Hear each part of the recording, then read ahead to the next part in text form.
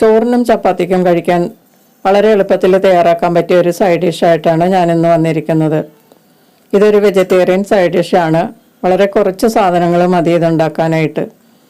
ബീറ്റ്റൂട്ടും ഉരുളക്കിഴങ്ങുമാണ് ഇതിന് മെയിനായിട്ട് ചേർത്തിരിക്കുന്നത്. മസാലപ്പൊടികളൊന്നുമില്ലാതെ വളരെ പെട്ടെന്ന് തയ്യാറാക്കിയെടുക്കാം. നല്ല ടേസ്റ്റുമാണ്. അപ്പോൾ ഇതെങ്ങനെയാണ് തയ്യാറാക്കുന്നതെന്ന് നോക്കാം. ഞാനിവിടെ ഒരു ഉരുളക്കിഴങ്ങും ഒരു ബീറ്റ്റൂട്ടും എടുത്തിട്ടുണ്ട്. ബീറ്റ്റൂട്ട് ഒരു മീഡിയം വലിപ്പത്തിലുള്ളതാണ് എടുത്തിരിക്കുന്നത്. പൊട്ടറ്റോ കുറച്ച് കൂടുതൽ വലിപ്പമുള്ളതുമാണ് എടുത്തിരിക്കുന്നത്. ഉരുളക്കിഴങ്ങ് തൊലി കളഞ്ഞ് ഇതുപോലെ ഗ്രേറ്റ് ചെയ്തെടുക്കണം. ഗ്രേറ്ററിലിട്ട് നന്നായിട്ടൊന്ന് ചീവിയെടുത്താൽ മതിയാകും. ഇതൊരു കുഴിയുള്ള പാത്രത്തിലേക്ക് ഇട്ടിട്ട് നികക്കെ വെള്ളമൊഴിച്ച് കുറച്ച് നേരം വയ്ക്കുക.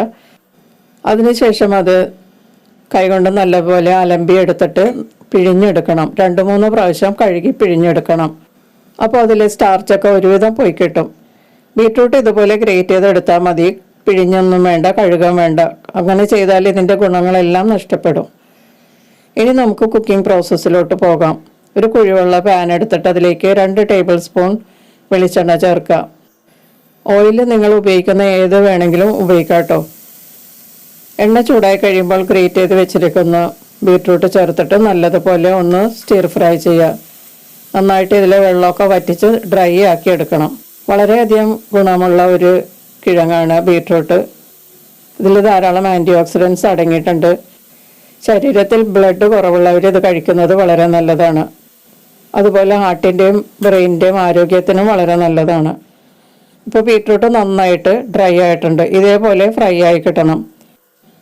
ഇനി ഇതിലേക്ക് ഉരുളക്കിഴങ്ങ് ഗ്രേറ്റ് ചെയ്ത് വെള്ളത്തിലിട്ട് കഴുകി 2-3 പ്രാവശ്യം കഴുകി പിഴിഞ്ഞെടുത്തത് ഇതിലേക്ക് ചേർത്ത് കൊടുക്കാം.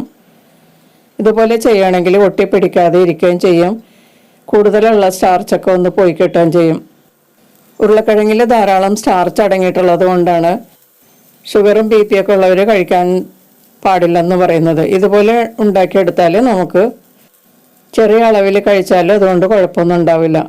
ഇപ്പോൾ ബീറ്റ്റൂട്ടും ഉരുളക്കിഴങ്ങും നല്ലതുപോലെ മിക്സ് ചെയ്തിട്ടുണ്ട്. ഇനി ഇതിലേക്ക് 2 മീഡിയം സവാള ഹാഫ് സ്ലൈസായി കട്ട് ചെയ്തത് ചേർക്കാം. എരിവിനുള്ള പച്ചമുളകും ഇതുപോലെ കീറി ചേർക്കാം. എന്നിട്ട് എല്ലാം കൂടി ഒന്ന് മിക്സ് ചെയ്യാം. എല്ലാം നന്നായി മിക്സ് ചെയ്തതിന് ശേഷം ഇതിലേക്ക് ആവശ്യമുള്ള ഉപ്പ് ഒന്ന് തൂവി കൊടുക്കാം. ഉപ്പ് വിതറി ചേർത്തിട്ട് മിക്സ് ചെയ്യുകയാണെങ്കിൽ എല്ലായിടത്തും ഒരേപോലെ ആയി കിട്ടും. ഇനി ഇത് മിക്സ് ചെയ്തതിന് ശേഷം സവാളയും പച്ചമുളകൊക്കെ നല്ലതുപോലെ സോഫ്റ്റ് ആവുന്നത് വരെ ഇളക്കി കൊടുത്ത് ഫ്രൈ ചെയ്യാം. ഇപ്പോൾ സവാളയും ഉരുളക്കിഴങ്ങും പച്ചമുളകും എല്ലാം നല്ലതുപോലെ സോഫ്റ്റായി വെന്ത് കിട്ടിയിട്ടുണ്ട്. ഇതിലേക്ക് ഇനി 1/4 ടീസ്പൂൺ മഞ്ഞൾപ്പൊടിയും 1/2 ടീസ്പൂൺ കുരുമുളക് പൊടിയും കൂടി ചേർത്ത് കൊടുക്കാം.